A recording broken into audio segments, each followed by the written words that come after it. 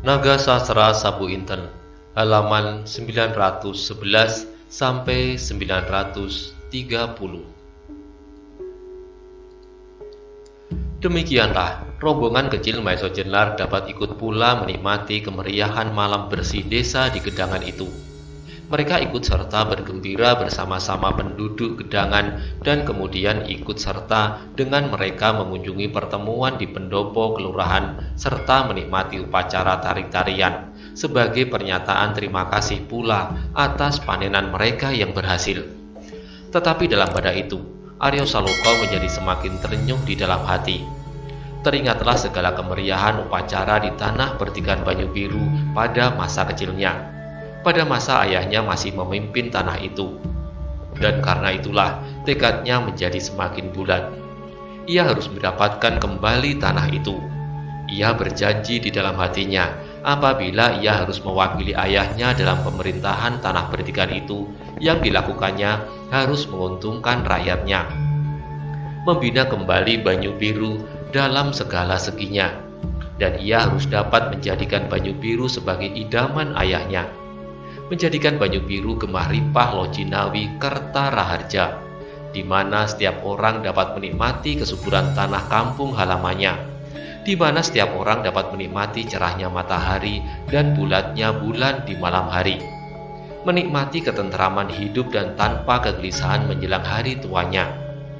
Cukup sandang, cukup pangan, sejahtera lahir dan batin. Setelah mereka bermalam 2 malam di Gedangan, rombongan kecil itu melanjutkan perjalanan. Mereka diantar oleh hampir segenap penduduk Gedangan sampai ke regol desa mereka. Dengan penuh kebanggaan, mereka memandang debu yang mengepul dilemparkan oleh derap kaki-kaki kuda yang berlari seenaknya. Seolah-olah mereka melihat rombongan pasukan berkuda yang tak terkalahkan menuju ke medan pertempuran.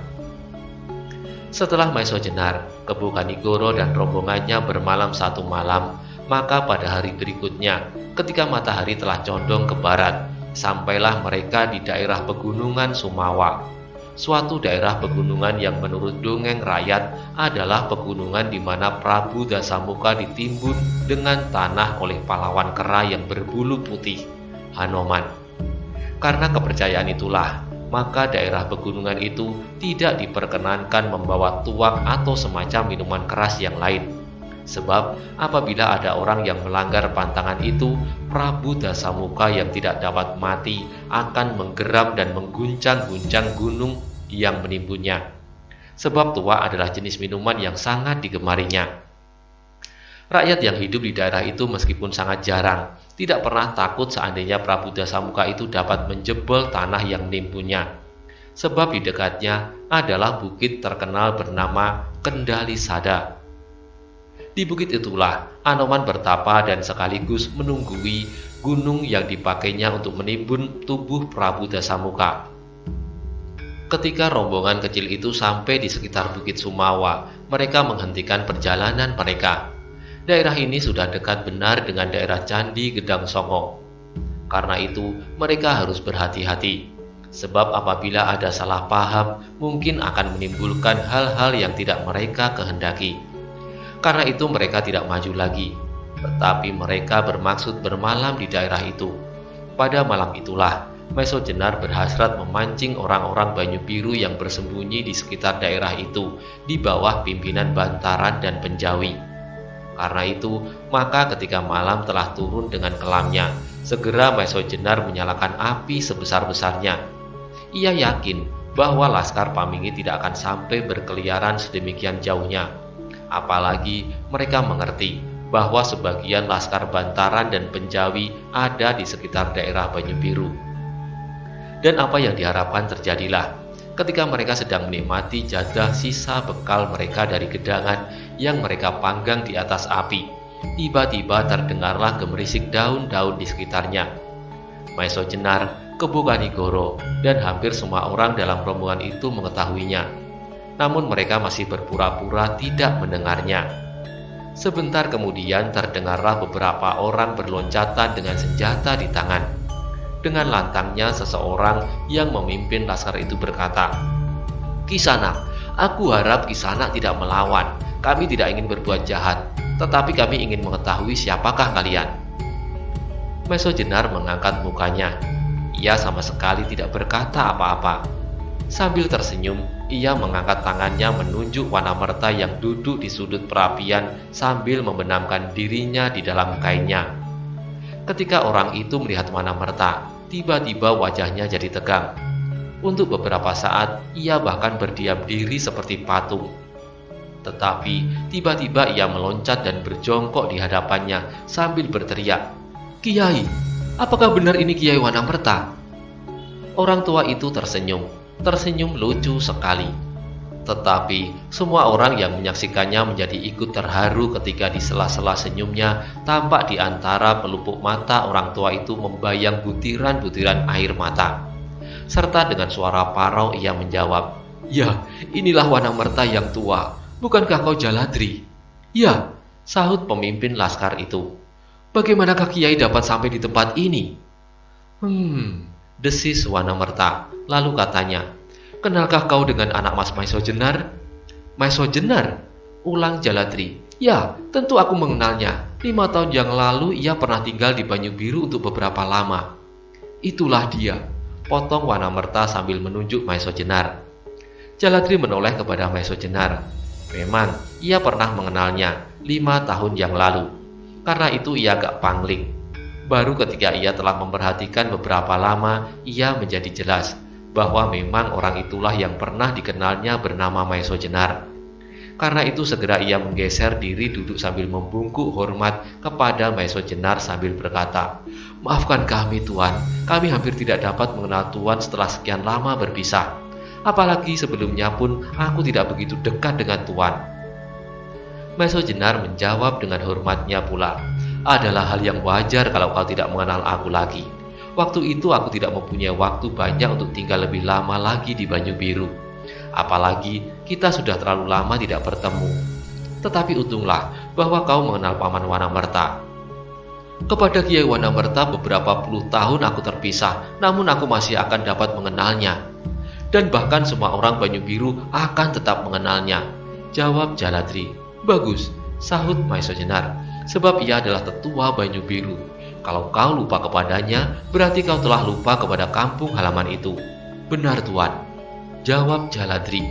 Kemudian dengan agak ragu-ragu ia bertanya, "Tetapi menurut Kakang Bantaran, bukankah Tuan berjanji untuk membawa Aryo Saloka kepada kami?" Maison Jenar tersenyum. Agaknya Bantaran telah mengumumkan kesanggupannya itu kepada anak buahnya. Kemudian dengan tertawa lirih ia berkata, "Cobalah Jaladri, carilah di antara kami. Adakah Aryo Saloka serta?" Jaladri menjadi ragu. Ia memandang satu persatu kawan-kawan seperjalanan Maison Jenar.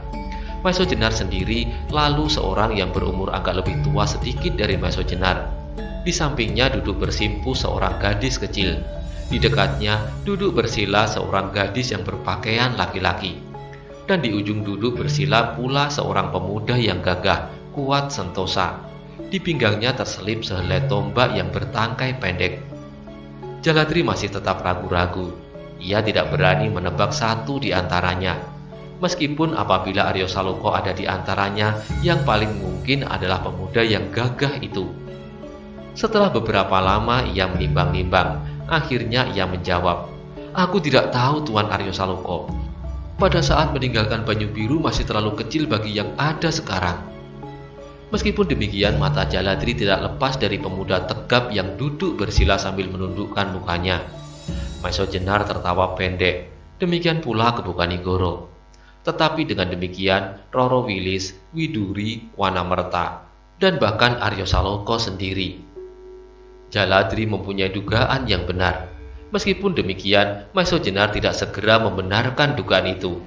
Dengan tegak berdiri ia berkata, "Jaladri, antarkanlah kami sekarang kepada Bantaran." "Baik Tuan," jawab Jaladri cepat. Seperti demikian saja meloncat dari mulutnya. Kemudian Maison Jenar berkata kepada Wanamerta, Kebukanigoro dan kawan-kawan seperjalanannya, "Marilah kita selesaikan perjalanan kita yang tinggal beberapa langkah saja." Semuanya segera mempersiapkan diri mereka pula. Dan sesaat kemudian mereka meneruskan perjalanan yang sudah tidak jauh lagi. Jaladri lebih dahulu telah mengirimkan 2 orangnya untuk mendahului dan memberitahukan kedatangan Maeso Jenar, agar Bantaran dapat mempersiapkan sambutan sekedarnya. Demikianlah, tidak terlalu lama mereka telah sampai ke daerah Candi Gedong Songo, di lereng Gunung Ungaran. Oleh Jaladri, mereka dibawa menyusup ke sebuah hutan yang tidak terlalu lebat. Di dalam hutan yang tipis itu terdapatlah sebuah barak besar dikelilingi beberapa barak kecil.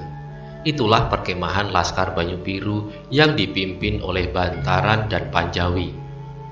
Ketika Maeso Jenar sampai di tempat itu, sibuklah mereka mengadakan penyambutan. Berdesak-desakan mereka berebut muka, sehingga Maeso Jenar dan kawan-kawan tidak dapat bergerak maju lagi.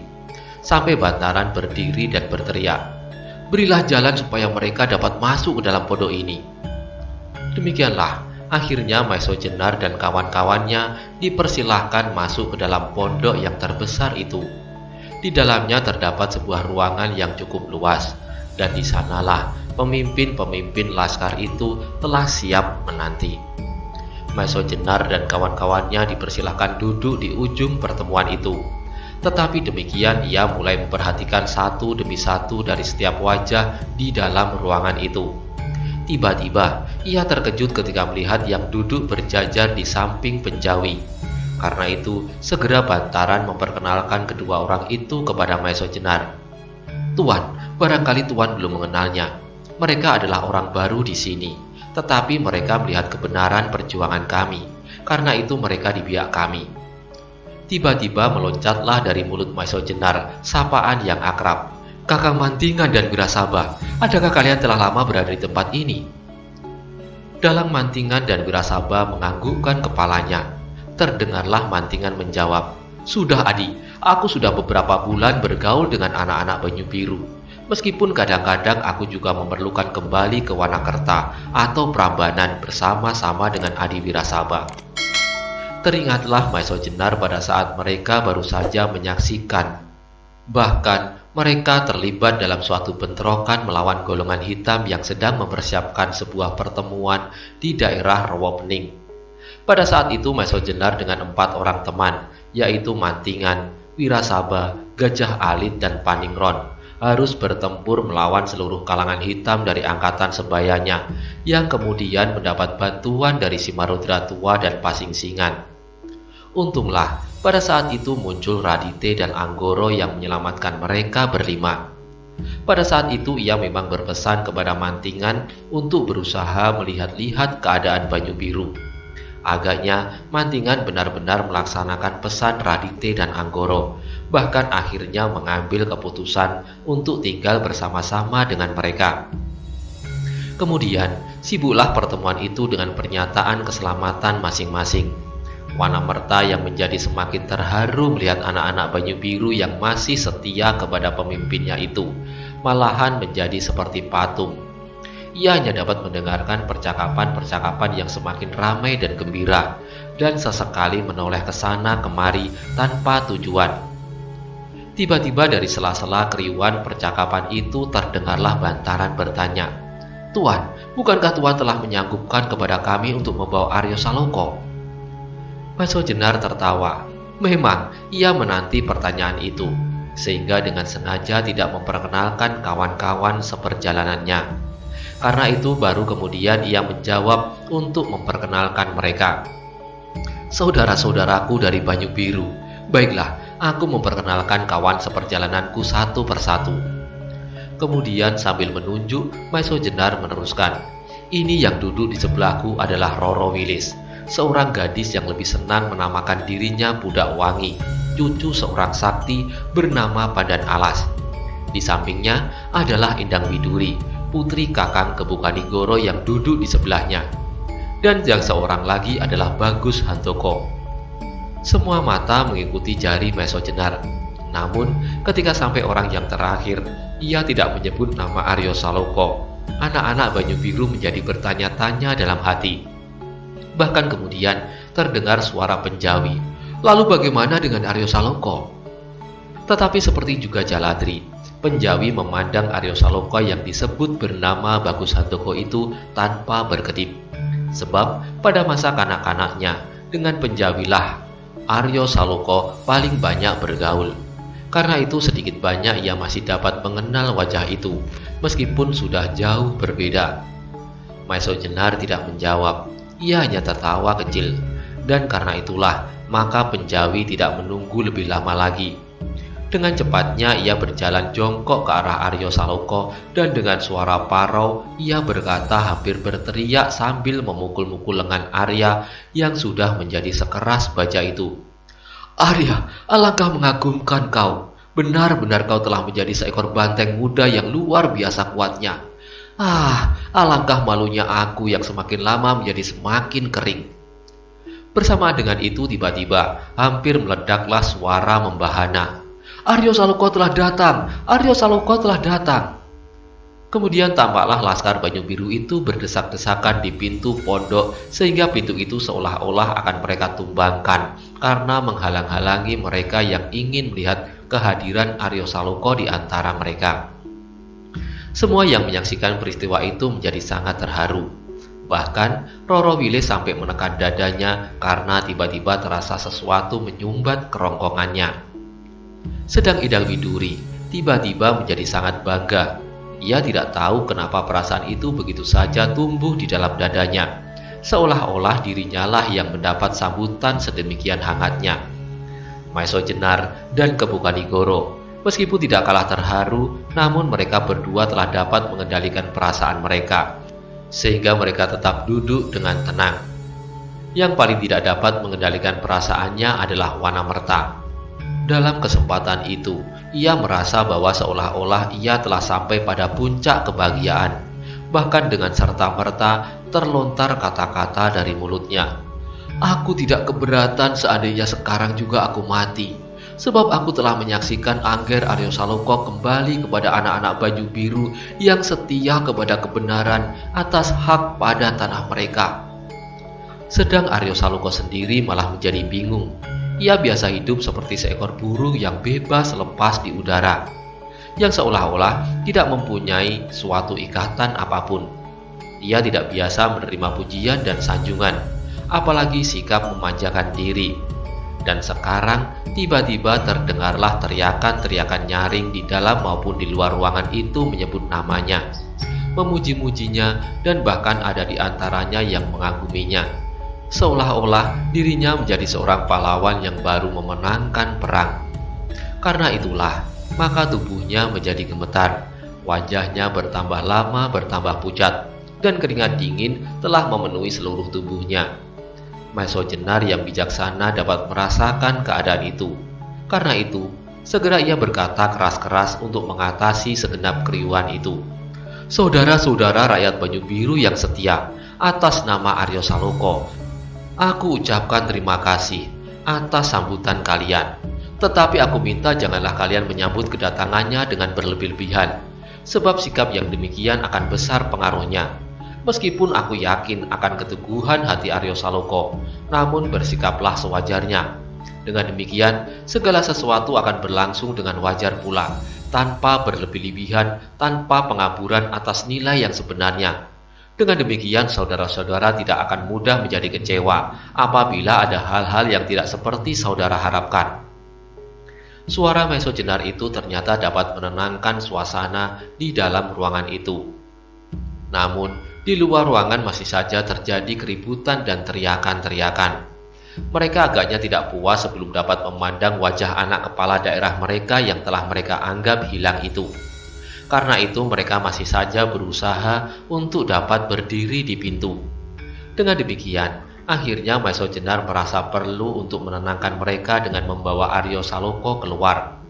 Maka berkatalah ia kepada Bantaran dan Penjawi, "Biarlah Aryo Saloka berdiri di depan pintu sebentar, agar mereka menjadi puas." Bantaran dan Penjawi menyetujui, serta mempersilahkan Aryo Saloka untuk berdiri sebentar menerima sambutan dari rakyat. Maka berkatalah Maiso Jenar kepada Aryo Saloka, "Marilah kita berdiri di muka pintu itu sebentar, Aryo Saloka, dan berkatalah sepatah dua patah kata kepada rakyatmu." Aryo Saloka menjadi semakin gelisah. Ia lebih tenang pada saat ia berhadapan dengan uling kuning dan uling putih daripada waktu itu.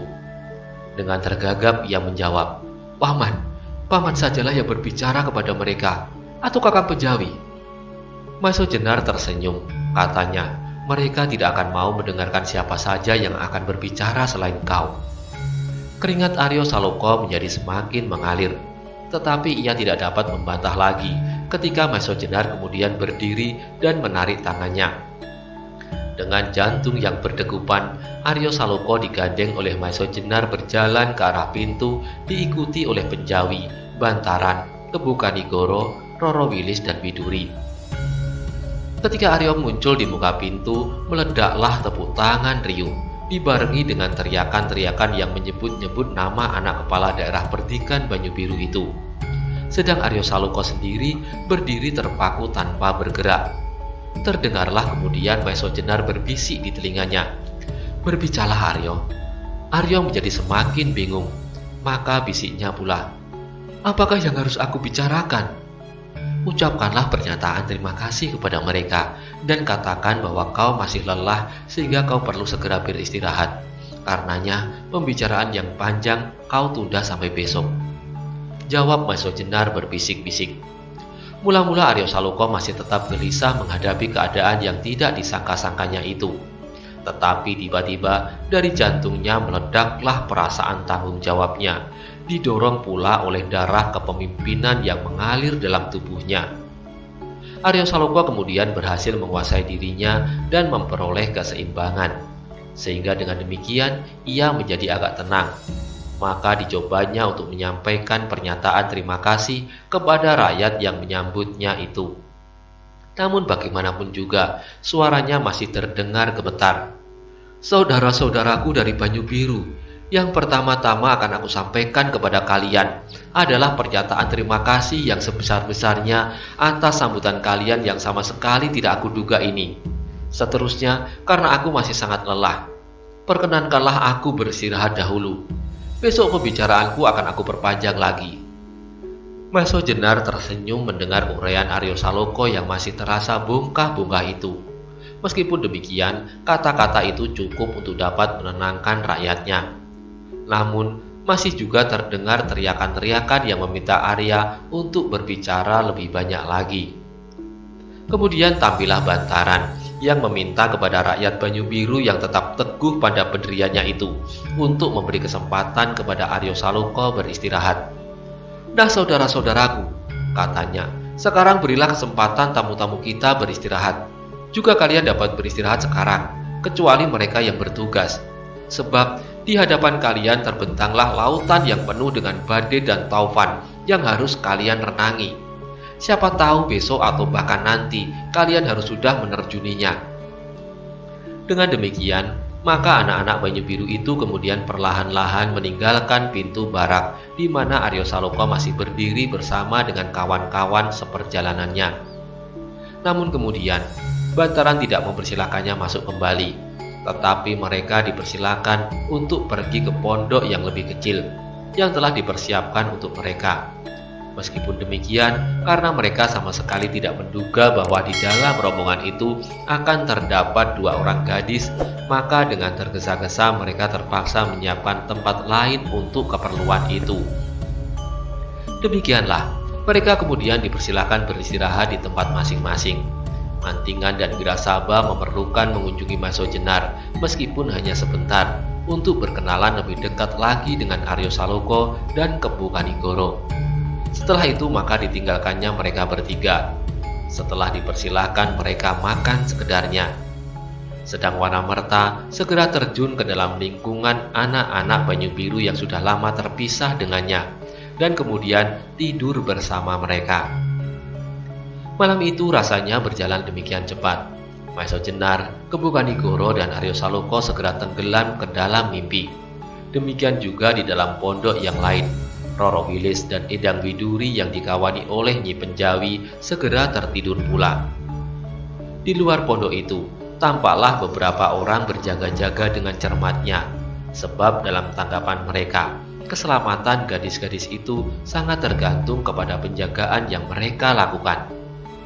Ketika mereka terbangun pada pagi harinya dan kemudian keluar dari pondok masing-masing, tampaklah betapa cerahnya matahari pagi. Sinar-sinarnya yang menembus daun-daun pepohonan terpercik di atas tanah yang lembab, membuat gambaran-gambaran yang menyenangkan, seolah-olah gambaran anak-anak dengan lincahnya berloncat-loncatan dengan penuh kegembiraan menyambut hari yang bakal datang. Sedang angin pagi mengalir lambat membawa udara sejuk segar. Pada hari itu, Maeso Jenar, Kebukanigoro, dan Aryo Saloka diantar oleh Bantaran, Panjawi, Mantingan, Wirasaba, dan Wanamerta melihat-lihat keadaan di sekitar barak-barak itu.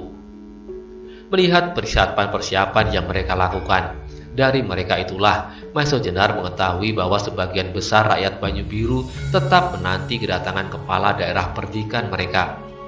Ternyata dengan bantuan yang mengalir tak henti-hentinya, meskipun dengan bersembunyi-sembunyi, mereka dapat mengirimkan makanan, pakaian, dan senjata. Bahkan anak-anak Banyu Biru telah mendapat perkakas yang cukup untuk membuka hutan. Karena itulah, rombongan itu bukan saja rombongan orang-orang yang menyingkirkan diri, namun mereka termasuk perintis-perintis pula dalam perluasan daerah pertanian Banyu Biru.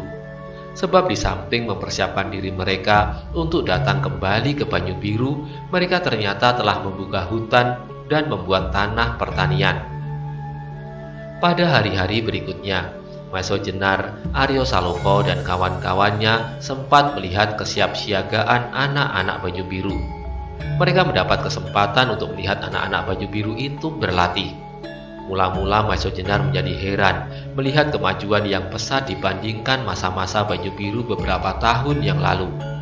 Justru setelah mereka didorong ke tengah-tengah hutan. Tetapi keheranan itu kemudian lenyap ketika ia melihat Mantingan dan Wirasaba berada di antara mereka.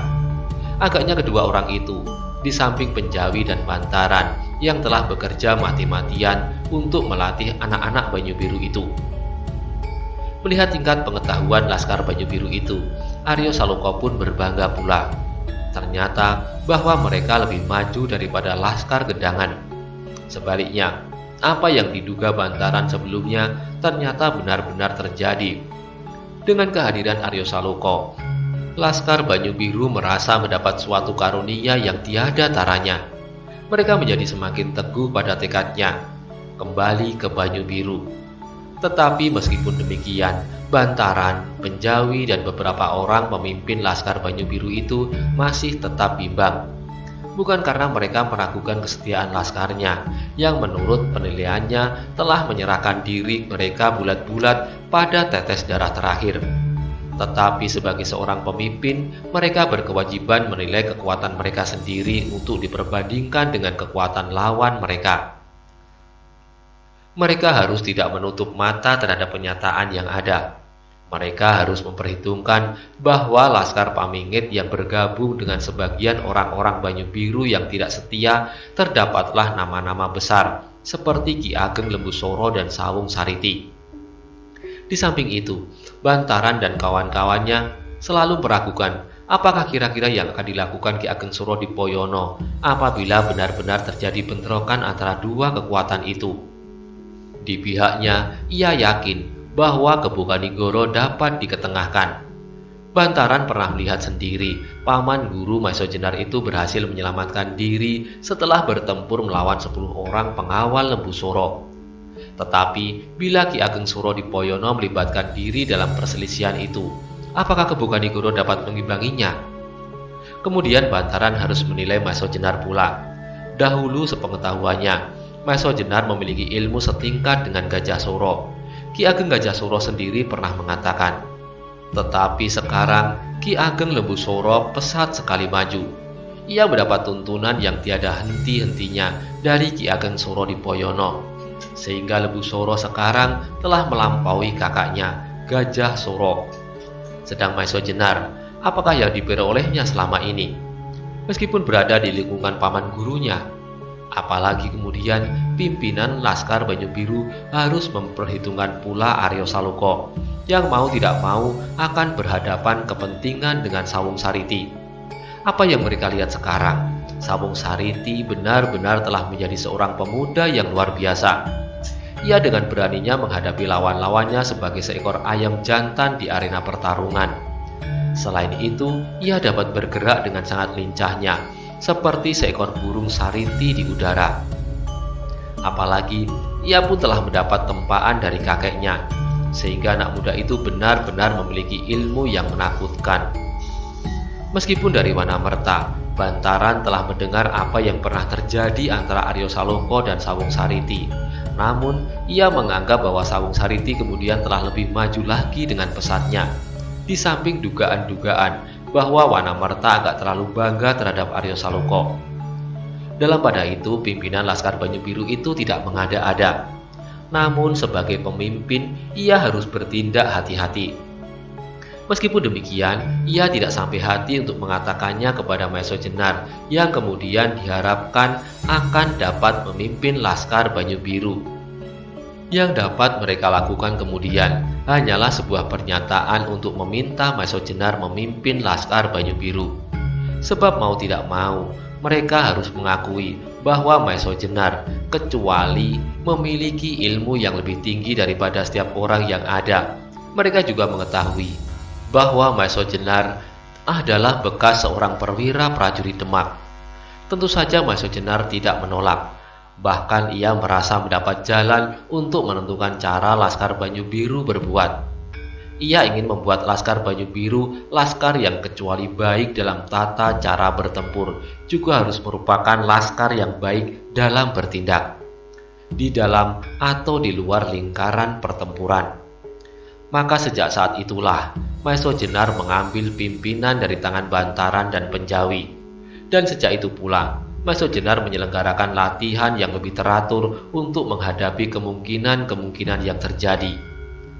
Demikianlah akhirnya Maeso Jenar sampai pada suatu saat di mana ia menganggap bahwa waktunya telah tiba untuk berbuat sesuatu ke arah penyelesaian masalah Banyu Biru. Karena itulah maka segera mengadakan persiapan-persiapan terakhir.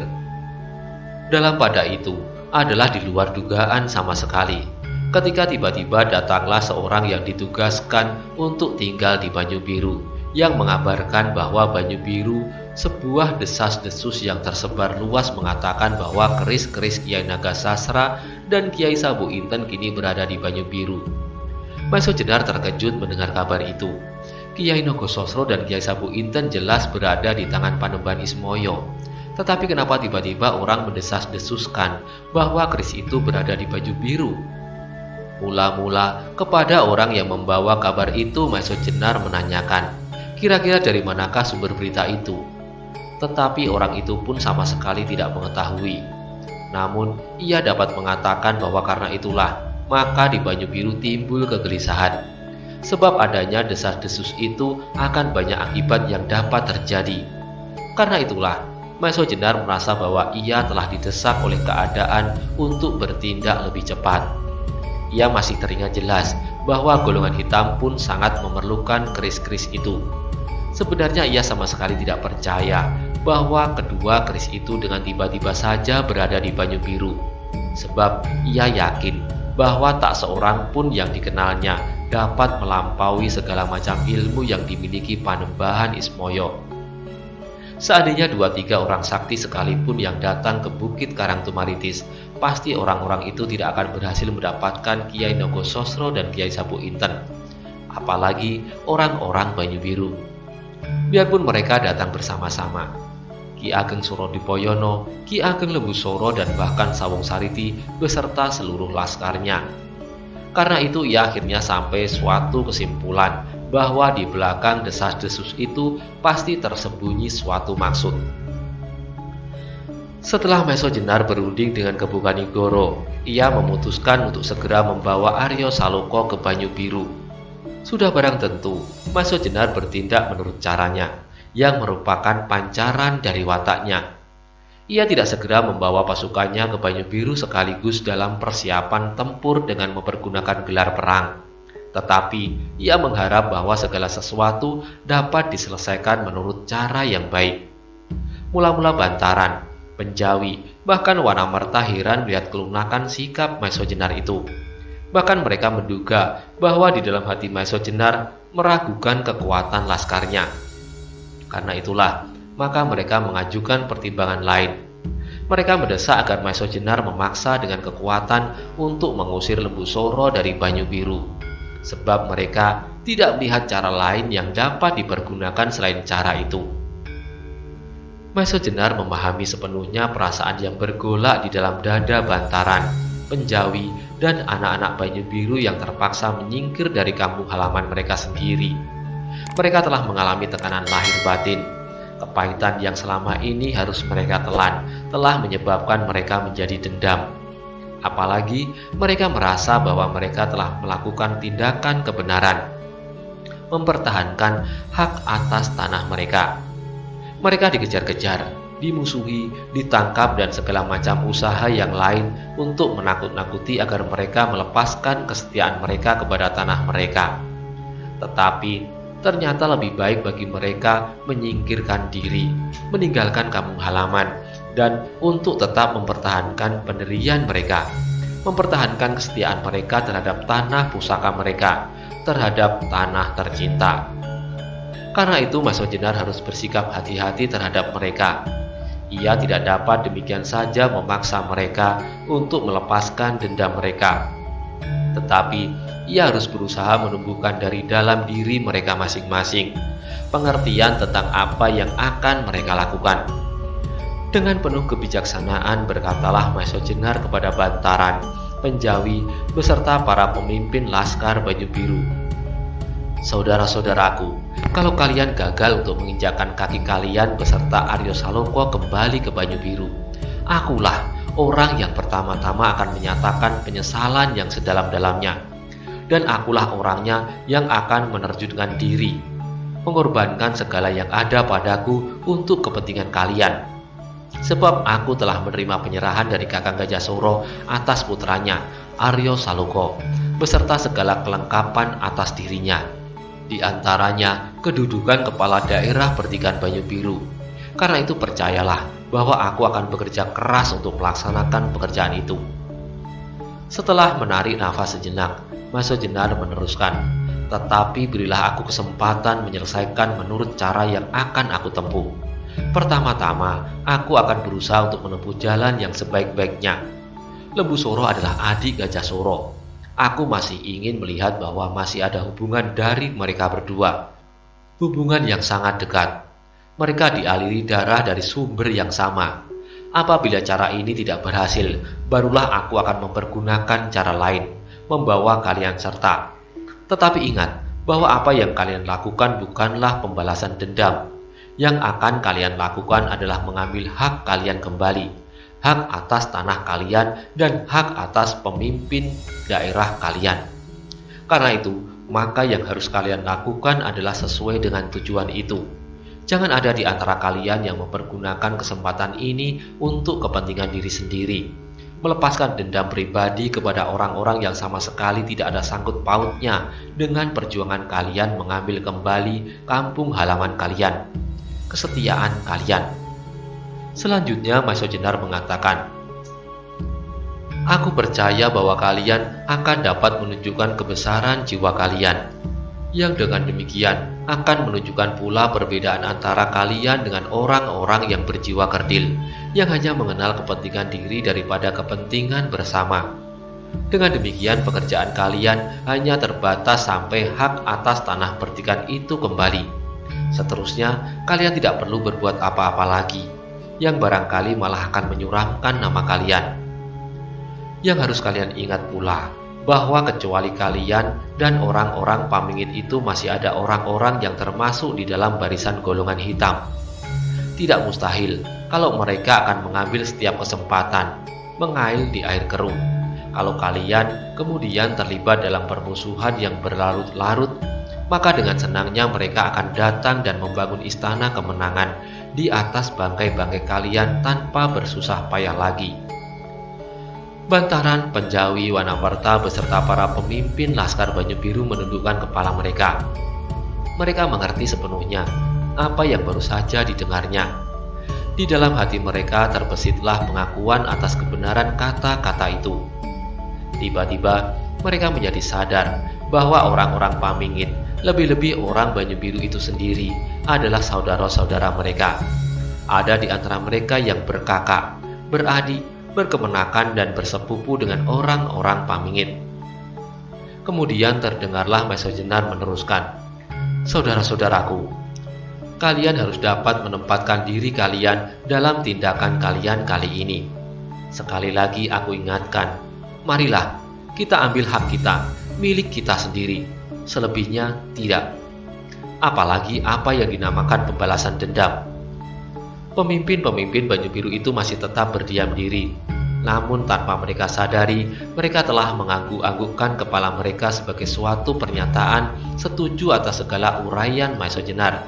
Sehingga kemudian Maiso Jenar mengakhiri pertemuan itu dengan minta doa restu kepada segenap laskar Banyu Biru. Ia minta diri untuk pergi ke Banyu Biru.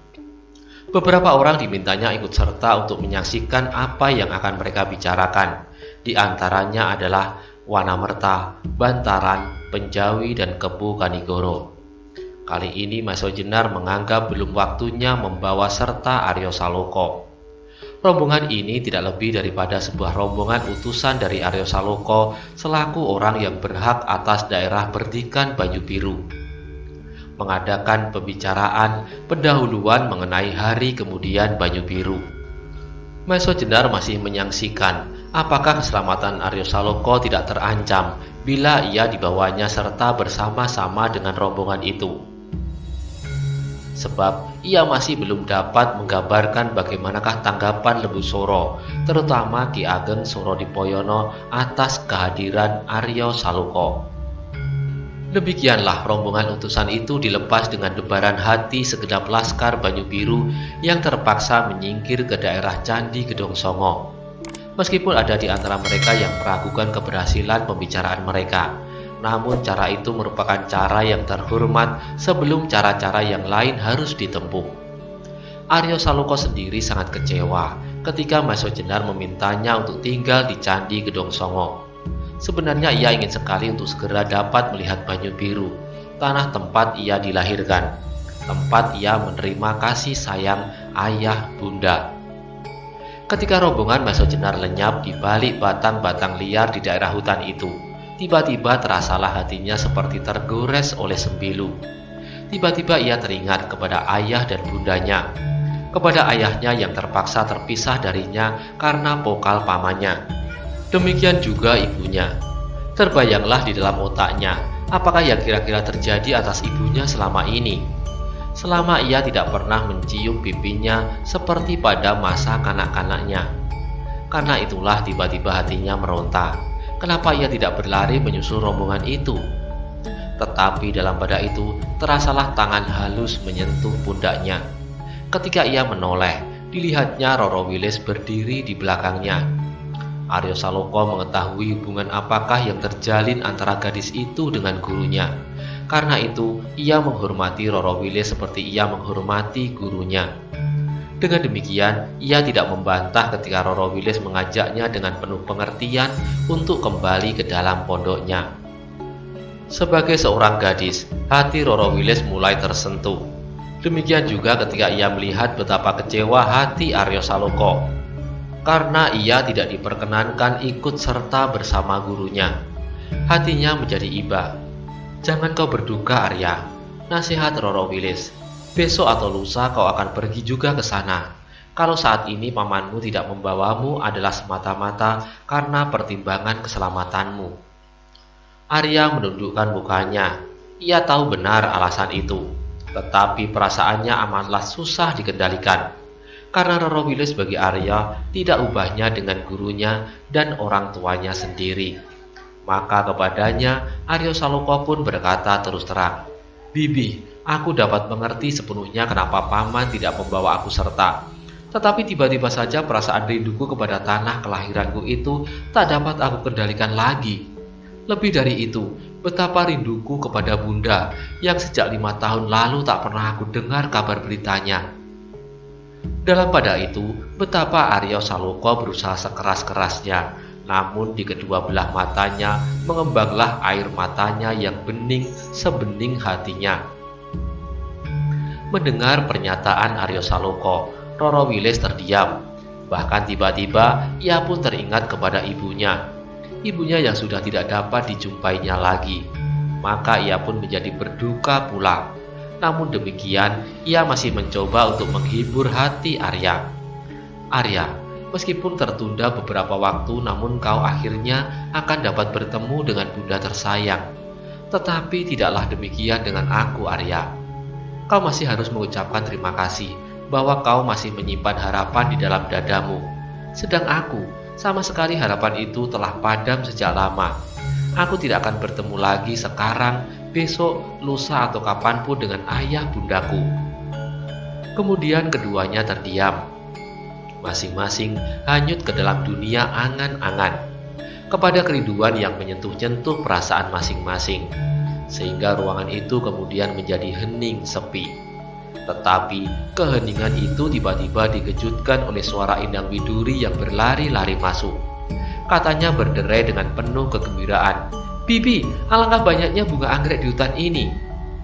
Wilis tersadar dari angan-angannya. Dengan tersenyum kecil yang dipaksakan, ia menjawab, "Adakah kau mendapatkannya, Widuri?" "Inilah, Bibi," sahut Widuri sambil menyerahkan setangkai bunga anggrek yang berbentuk seekor kala.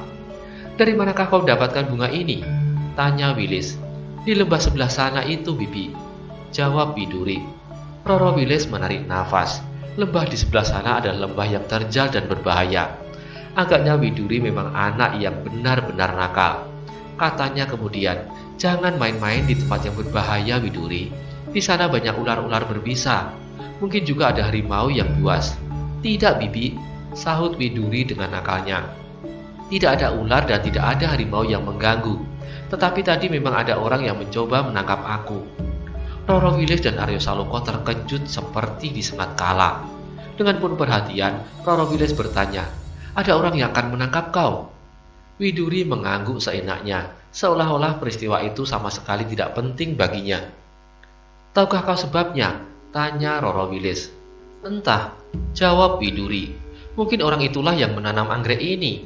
"Mustahil," sahut Aryo Saloka. "Anggrek yang tumbuh di lembah itu tak seorang pun yang menanamnya." Widuri menjadi heran. Katanya, "Lalu kenapa ia akan menangkap aku?" "Itulah yang ingin kami ketahui," sela Roro Wilis. "Apakah katanya padamu mula-mula?" Widuri mengingat-ingat sebentar, lalu jawabnya, "Ia bertanya kenapa aku berada di lembah itu." "Bagaimana kamu menjawab?" selidik Arya. Endang Widuri menjadi jengkel pada pertanyaan-pertanyaan itu. Tetapi ia menjawab pula, "Aku katakan kepadanya bahwa aku ingin bunga anggrek ini." "Tidakkah ia bertanya tentang kau?" tanya Wilis pula. Karena pertanyaan-pertanyaan itu agaknya masih panjang, Widuri kemudian menjatuhkan dirinya di samping Roro Wilis. Dan dengan malasnya ia menjawab panjang, sebab ia tahu bahwa kemudian pertanyaan-pertanyaan masih akan mengalir seperti banjir. Katanya, "Ya, ia bertanya tentang aku. Ia bertanya siapakah namaku dan dari manakah aku datang. Aku datang bersama siapa dan untuk apa." Ketika Arya akan mengajukan pertanyaan lagi, Widuri sudah mendahului. "Aku menjawab semuanya. Aku bernama Endang Widuri. Aku datang dari Karang Tumaritis. Aku datang bersama sahabatku yang bernama Aryo Saloka, putra kepala daerah Pertigan Banyu Biru, yang datang untuk mengambil haknya kembali dari tangan pamannya yang jahat." "Kau katakan itu semua?" sela Wilis dengan cemas. "Ya, aku katakan semua itu. Aku katakan bahwa bersama-sama dengan kami datang pula ayah Kebo Kanigoro, Meso Jenar yang perkasa bersama bibi Roro Wilis yang cantik." "Shh," potong Roro Wilis. "Jangan nakal," bisiknya. Mau tidak mau ia harus tersenyum. Namun berita itu bagi Aryo Saloka dan Roro Wilis merupakan berita yang cukup penting. Karena itu, ia ingin mendengar kelanjutan cerita Widuri. Meskipun ia tidak sabar mendengar cara Widuri berkisah. "Lalu apakah yang dilakukannya?" tanya Aryo Saloka. Orang itu tiba-tiba menjadi sangat menakutkan. Matanya terbelalak dengan marah. "Ia memaksa aku untuk ikut serta bersamanya," jawab Widuri. Wilis menarik nafas sekali lagi. Pasti ada hal-hal yang sama sekali tidak pada tempatnya. Apakah orang itu bukan orang di antara kita di sini? Tanya Willis. Mendengar pertanyaan Roro Willis, Endang Widuri tertawa lalu jawabnya, "Pasti bukan, Bibi. Kalau orang itu salah seorang di antara kita, pasti ia tidak akan bertanya tentang aku." Sekali lagi Roro Willis terpaksa tersenyum. Katanya, "Maksudku adalah untuk menguatkan dugaanku bahwa orang itu pasti mempunyai kepentingan yang rahasia terhadap kita di sini, terhadap seluruh kekuatan anak-anak Banyu Biru." Endang Widuri mengerutkan keningnya. Agaknya baru sekarang ia sadar bahwa apa yang dilakukan oleh orang itu adalah jauh lebih berbahaya daripada seorang pemilik anggrek yang kehilangan bunganya. Karena itu, tiba-tiba ia bercerita dengan penuh minat. "Bibi, memang agaknya orang itu sangat aneh. Ketika ia marah padaku, aku minta maaf bahwa aku memetik bunganya sebelum aku minta izin kepadanya. Tetapi agaknya ia sama sekali tidak memperhatikan." Endang Widuri berhenti sejenak untuk mengingat apa yang baru saja terjadi. Kemudian ia meneruskan, "Bahkan kemudian ia berusaha untuk menangkap aku. Tentu saja aku tidak mau. Maka ketika ia memaksa, aku terpaksa melawannya." Kemudian tiba-tiba Endang Widuri tegak berdiri. Sambil menirukan beberapa gerak yang lincah, ia bercerita tentang perkelahiannya. Widuri sebenarnya seorang gadis yang memiliki ilmu tata bela diri jauh lebih dewasa dari sifat-sifatnya yang kekanak-kanakan. Dalam persoalan tata bela diri, Widuri telah dapat disejajarkan dengan tokoh-tokoh yang cukup mempunyai nama cemerlang. Tetapi karena ia tidak pernah meninggalkan padepokan, maka hampir tak seorang pun yang mengenalnya. Ditambah lagi dengan sifatnya sebagai seorang gadis tanggung yang selalu dimanja oleh ayahnya. Dengan demikian, perkelahian yang baru saja terjadi itu pun baginya seolah-olah hanya permainan yang tidak menyenangkan. Tetapi ternyata orang itu hanya besar kepala saja. Tenaganya tidak lebih dari seekor kelinci. Meskipun demikian, karena aku tidak bersedia untuk berkelahi, maka aku mengenakan kain panjang ini. Dan ketika aku lupa dan menyerangnya dengan kaki, kainku jadi sobek karenanya, kata Endang Widuri mengakhiri ceritanya. Lalu dengan bersungut-sungut ia menunjukkan kain panjangnya yang sobek lebih dari 2 cengkang di bagian belakang. Endang Widuri kemudian duduk kembali di samping Roro Willis, sedang Aryo Saloka dan Roro Willis terpaksa menggelengkan kepala. Kemudian bertanyalah Aryo Saloka, "Kau apakan kemudian orang itu?" Ia kemudian melarikan diri dan lenyap di dalam gerumbul-gerumbul liar di lembah itu, jawab Endang Widuri. Berita itu bagi Roro Willis dan Aryo Saloka sangat penting artinya. Karena itu, kemudian Arya minta diri untuk menemui Mantingan, Wirasaba, dan Jaladri yang selama Maeso Jenar bersama-sama beberapa orang pergi ke Banyu Biru. Merekalah yang diserai pimpinan atas anak-anak Banyu Biru. Berita itu sangat penting, Angger, kata Mantingan setelah dengan seksama mendengarkan cerita Aryo Saloka tentang Endang Widuri. Bagaimana mungkin penjagaan kita yang kuat dapat diterobos kalau bukan oleh orang yang cukup tangguh? Meskipun demikian aku juga heran bahwa Endang Widuri dapat mengalahkannya, lanjut Mantingan. Tiba-tiba Aryo Saloka menjadi bangga atas pujian itu, pujian untuk Endang Widuri. Karena itu, tanpa dikehendakinya sendiri, ia telah ikut serta memuji gadis tangguh itu. Mantingan mengangguk-anggukkan kepalanya. Pantaslah kalau ia putri Kakang Kebukanigoro. Apalagi selama ini Endang Widuri berada di lingkungan yang menguntungkan. Bersama-sama dengan Angger, gadis itu merupakan pasangan belati yang mengagumkan. Gumanya kepada Aryo Saloka. Terasa wajah Aryo Saloka menjadi panas. Maka berusahalah ia menjawab, "Apakah paman pernah melihat aku atau Widuri berlatih?" Mantingan tertawa lirih. Umurnya yang telah menjangkau lebih dari setengah abad itu telah menjadikannya orang yang cukup mengenal perasaan seseorang. Apalagi berhubungan dengan pekerjaannya sebagai seorang dalang.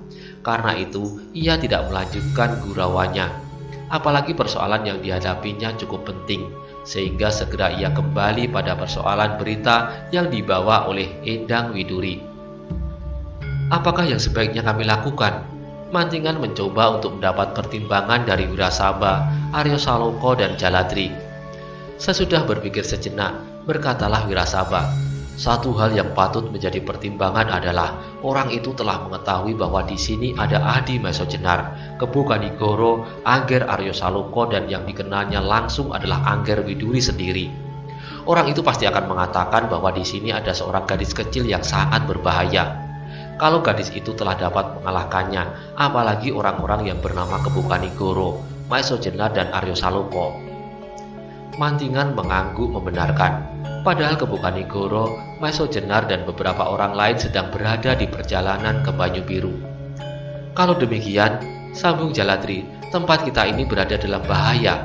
Kalau mereka mengetahui bahwa orang-orang yang bernama Kebo Kanigoro dan Maeso Jenar sedang berada di perjalanan, mungkin sekali mereka akan mempergunakan kesempatan itu, mencegat mereka atau menyerang tempat ini. Baiklah Adi Jaladri, sahut Mantingan. Apakah jeleknya kalau kita berhati-hati? Siapkan orang-orangmu dan perkuatlah penjagaan di sekitar tempat ini. Mungkin ada sesuatu yang tidak kita harapkan bisa terjadi. Jaladri segera melaksanakan tugas itu. Dipanggilnya beberapa orang pemimpin Laskar Banyu Biru dan diberinya mereka petunjuk-petunjuk.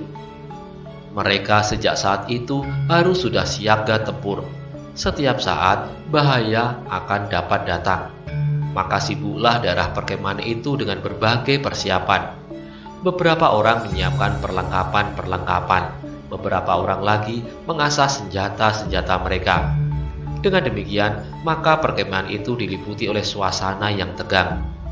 Ketika kemudian malam turun perlahan-lahan, seolah-olah tersembul dari hutan di sekitar perkemahan itu, anak-anak Banyu Biru menjadi semakin siaga.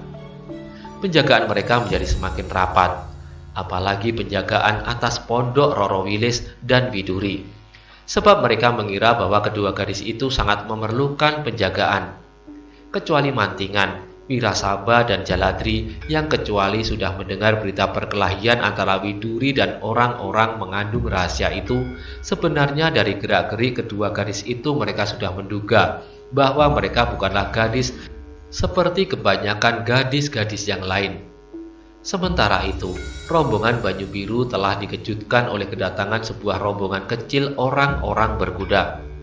Dua orang yang di depan mempunyai perawakan yang sedang, tegap, dan kuat. Seorang memakai baju hijau gadung, kain lurik hijau gadung pula. Di atas kuping kanannya terselip sepuntung bunga melati hutan. Sedang di sebelahnya yang seorang lagi berbaju lurik bergaris-garis tebal, berwarna coklat dan berkain lurik merah soga, berikat kepala biru gelap. Dengan wajah tengadah, mereka memegangi kendali kuda-kuda mereka, yang dengan tegap berjalan ke arah pusat kota. Beberapa orang yang menyaksikan mereka berdua terpaksa menarik nafas dalam-dalam. Meskipun mereka belum pernah mengenalnya, namun mereka seolah-olah melihat dua ekor burung Raja Wali yang dengan megahnya terbang di udara. Sedang bagi mereka yang pernah mengenalnya 5 tahun yang lalu, segera bergumam di dalam mulutnya, dengan mata terbelalak penuh keheranan. Bukankah yang menyelipkan bunga di telinga kanannya itu pernah tinggal di Banyu Biru beberapa tahun yang lalu, dan bernama Maeso Jenar? Tetapi segera mereka menjadi semakin heran ketika mereka kemudian memandang 3 orang berkuda di belakang sepasang Raja Wali itu. Dan mereka segera meneruskan gumam mereka. Dan bukankah mereka itu Kiwanamerta, Penjawi, dan Bantaran? Mula-mula orang-orang Banyu Biru itu hanya saling memandang di antara mereka. Tetapi ketika seorang di antara mereka tanpa disengaja menyebut nama Maeso Jenar agak keras, terdengarlah mereka menjawab bersahutan, "Ya, orang itulah Maeso Jenar." Tetapi kenapa tiba-tiba saja ia datang bersama Bantaran dan Panjawi, bahkan dengan Kiwanamerta? Terdengar suara yang lain. Tak seorang pun yang menyahut. Malahan mereka tiba-tiba menjadi bingung. Sebab Bantaran dan Penjawi bagi penduduk Banyu Biru yang tetap tinggal di kampung halaman mereka serta tidak terlalu banyak mengerti tentang seluk-beluk tanah mereka sendiri, merupakan tokoh-tokoh yang membingungkan. Kadang-kadang penduduk Banyu Biru itu mengharap-harap kedatangan mereka. Namun, kadang-kadang mereka tiba-tiba membencinya sebagai orang-orang yang selalu membawa bencana.